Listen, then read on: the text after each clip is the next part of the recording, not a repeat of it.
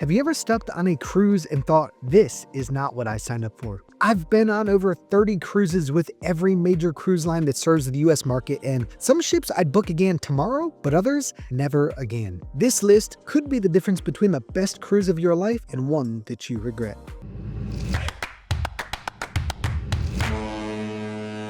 Hey y'all, I'm Evan with Family at Sea, where we help make every cruise unforgettable. This list isn't based on marketing or hype. It's based on real experiences across all kinds of sailings, family trips, luxury escapes, new ships, old favorites, and everything in between. Some of these ships left me genuinely impressed, but others had me questioning how they ever made it out of dry dock. But I'm not just here to rant. I'm here to help you avoid wasting vacation days on the wrong ship and maybe even discover a few that'll surprise you. If you're ready, I am. Let's go.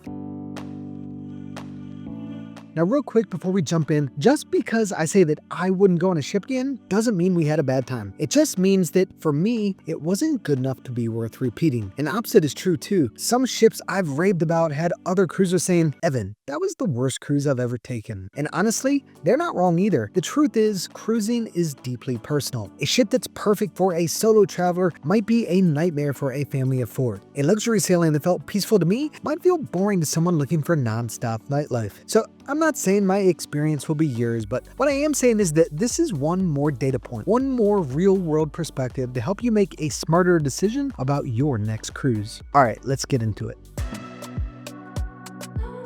We're starting strong because this is one of the few ships I'd book again tomorrow without any questions asked. The Star of the Seas isn't just Royal Caribbean's newest megaship, it's their smartest. It takes everything the Icon of the Seas introduced and tightens it up. Venues feel more polished, food comes out faster, and the entire ship runs like it's been fine-tuned from day one. What surprised me most, though, was the entertainment. Torque, the Aqua Theater show, delivered high-intensity stunts with real story momentum. Soul, the new ice show, was sharper and more emotional than what we saw in the Icon. And Back to the Future wasn't cruise quality, it was Broadway caliber from start to finish. Thrill Island was another win with 6 water slides, the Flowrider Surf Simulator, and Crown's Edge, pulling off that rare mix of adrenaline and fun. Add in dueling pianos, the music hall, and the quiet beauty of the overlook, and you've got a ship that somehow balances chaos with calm. It's not perfect though. It's still a big ship with big crowds. The casino was the most crowded I have ever seen, and you'll want to plan ahead for high demand venues like dueling pianos and the Aqua Theater if you want to actually get a seat. But if you want a cruise that feels big, exciting, and actually worth the hype, the Star of the Seas delivers, and I'd sail it again in a heartbeat. But not every new ship earns that kind of praise.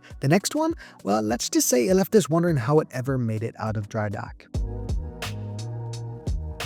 The Sun Princess had so much potential. It's Princess's biggest and boldest ship ever, with gorgeous new spaces, an upscale aesthetic, and a fresh approach to layout. But once we got on board, it became clear that the sun wasn't ready to shine. The layout is one of the worst we've experienced at sea. A fellow passenger nailed it when they called it the "you can't get there from here" ship. Elevators don't go where you'd expect, signage is limited or confusing, and we heard countless guests complaining about how frustrating it was to get to dinner or shows, or even just to get from one end of the ship to the other. And to make matters worse, the smell of smoke from the casino drifted into nearby areas like the atrium, which wasn't just annoying, but it made it genuinely hard to breathe for anyone sensitive to it. That should never happen on any cruise ship, but especially not a brand new ship. Throughout the cruise, we kept hearing the same thing from longtime Princess fans. This was their worst Princess cruise ever. Over and over they told us, Evan, don't judge Princess by this ship because the older designs are so much better. And honestly, they're probably right. But even with a few bright spots, the core issues with layout, flow, and guest experience were just too much. We won't be sailing the Sun Princess again, and honestly, when a cruise misses the mark like that, it really reminds you how much the planning stage matters too. And that's why we always book through Cruises It. They've saved us money, unlocked perks we didn't even know we qualified for, and always make sure we don't end up like Frank, who brought his expired passport to the terminal and asked if they could just look the other way. Frank, buddy, this isn't a speakeasy. There's no secret knock that gets you on board. With their low price guarantee and actual humans who know cruising inside and out, Cruises It makes planning your trip easier and a whole lot less stressful. Click the link in the description or give them a call using the number on the screen and let them know that Evan from Family at Sea sent you. You'll be glad you did. The MSC World America genuinely surprised us in the best possible way. This ship is massive, visually stunning, and loaded with bold ideas. But unlike previous MSC sailings where the experience crumbled underneath the surface, this time it worked. The layout was more intuitive, the energy was contagious, and most importantly, it finally felt like MSC understood how Americans cruise. Dining offered variety and depth. We had some of the best meals we've had at sea, from multi-course dinners to casual bites and soft serve. They hit every time. Entertainment was also a major step up with better pacing, bigger production value, and standout performances like Queen Symphonic that left the entire lounge buzzing. The Family Aventura Zone stole the show for our kids. Between the cliffhanger swings, adrenaline-packed water slides, and a dry slide that drops multiple decks in a twisting freefall tunnel, it's a floating adventure park that never slowed down. It wasn't perfect though. Some areas had confusing flow, the crowds and popular venues could get overwhelming at times, and service consistency still needs polish. But overall, the MSC World America didn't just meet expectations, it shattered them. This is a ship we'd absolutely book again. In fact, we already have. But just because this one ship impressed us doesn't mean the rest of the MSC fleet is on the same level. And the next one, well, it reminded us exactly why we were skeptical of this cruise line in the first place. The MSC Meraviglia dazzles at first glance with its jaw-dropping LED domed promenade, Swarovski-studded staircases, and a mass of shows, slides, and impressive features. It feels like it should deliver a premium cruise experience, but it didn't take long for the chaos to catch up. This ship felt packed from the moment we stepped on board. The promenade was constantly shoulder to shoulder, especially during events, and the silent disco was without question the most claustrophobic I have ever felt on a cruise ship. Elevators were slow and overcrowded, and buffet lines wrapped far enough to make you second guess if that slice of pizza was even worth it. At peak times, finding an open table felt like a scavenger hunt. By the time you had food and drinks in hand, your family had probably already split up trying to grab a spot. We've sailed plenty of ships this size before, but the crowd control and flow here just couldn't keep up with the volume. Add in the noise, the stress, and the sense that every shared space was bursting at the seams, and it became clear that this one isn't for us. We won't be sailing the Meraviglia again, but next up is a brand new ship that completely changed how we view one cruise line, because this time they finally nailed it. The Norwegian Aqua is easily one of the most visually stunning ships at sea, but it wasn't just the looks that impressed me. Like the earlier Prima-class ships, it still leans into the modern high-energy design, but this time it actually works. The ship flows more naturally, especially around the indulged food hall and the pool deck. And while it still gets busy, the layout never felt like an afterthought. Top deck attractions are where the Aqua truly shines. The Aqua slide coaster might be the coolest attraction at sea right now. Part water slide, part roller coaster, and with an actual launch system that's way more fun than it has any right to be. There's also a dry slide that shoots you down across the edge of the ship, a surprisingly fun mini golf course, and then there's the Glow Court, an indoor sports zone with LED walls and a futuristic vibe. But not everything landed. The entertainment felt oddly phoned in with forgettable performances that didn't match the ship's energy. And the kids' clubs were laughably undersized for a ship this big. Long lines, early closures, and stressed out parents pacing the hallway became a daily tradition every time our kids tried to use them. Still, this ship managed to fix a lot of what didn't work on the Prima and Viva, and if this is where NCL's headed, I'm actually interested again. But unfortunately, this next ship reminded me exactly why I ever lost interest in the first place.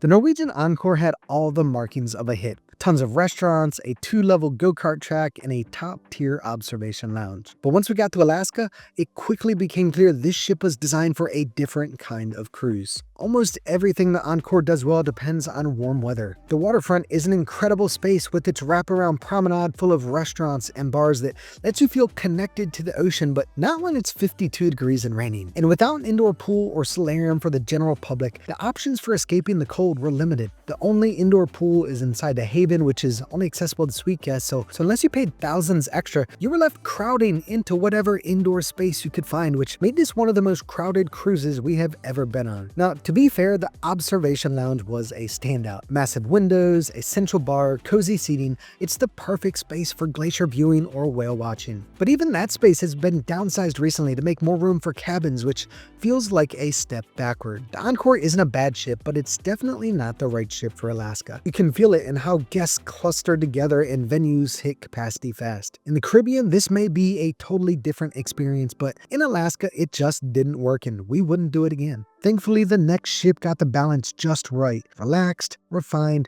and the kind of vibe we wish more cruise lines leaned into. The Celebrity Equinox was a great reminder of just how smooth and satisfying cruising can be when a ship doesn't try too hard. There's a calm, confident vibe to the Equinox that's hard to describe until you've sailed it. It's not flashy and there are no adrenaline gimmicks or viral attractions, but everything from the layout to the service just works. The main dining room delivered better meals than we've had in some specialty restaurants. The buffet was actually enjoyable, and even on sea days, it never felt like we were fighting the crowd for space at the pool or elbow room in the atrium. Now, there were trade-offs. The entertainment didn't wow us, and the cabins were a bit outdated, but those felt like minor gripes compared to how smooth everything else was. This wasn't a ship trying to be the center of attention, it just made cruising feel easy again. Which is probably why what came next felt like such a step backward. Not because it was disaster, in fact, it was far from it. We had a good time, but the ship itself, well, let's just say some things are better left in the past.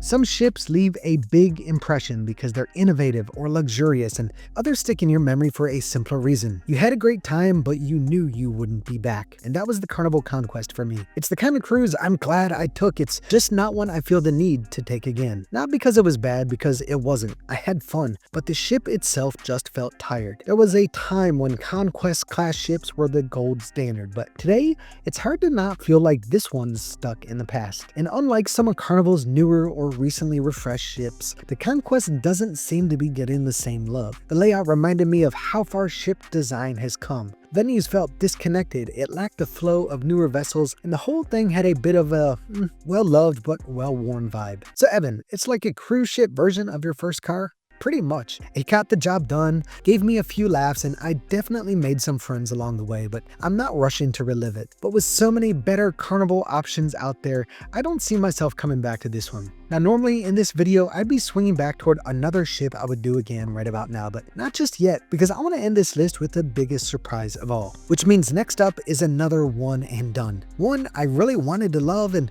one that practically begged me to love it. It had innovation, it had ambition, it had all the sparkle and shine you'd expect from a ship with one of the most recognizable brands on Earth. But with sky-high prices, limited space, and a whole lot of upcharges, it was a reminder that sometimes magic costs more than it's worth. There are cruises you take once because you've seen it all, and then there are cruises you take once because the bill made your jaw hit the floor. And for me, that was the Disney Treasure. Now, don't get me wrong, this ship is breathtaking. The Grand Hall is a work of art, Beauty and the Beast was legit Broadway quality, and the design aesthetic across the entire ship is pure Disney magic. I'd be remiss not to mention how much our kids love the Oceaneer Kids Club and all the friends they made there. Even dinner is a part of the magic. Disney's rotational dining means you get a different restaurant each night with your servers coming along for the ride. From the flavorful fiesta at Plaza de Coco to the sleek sophistication of 1923 and the comic book chaos of Worlds of Marvel. Dinner on board isn't just a meal, it's a performance.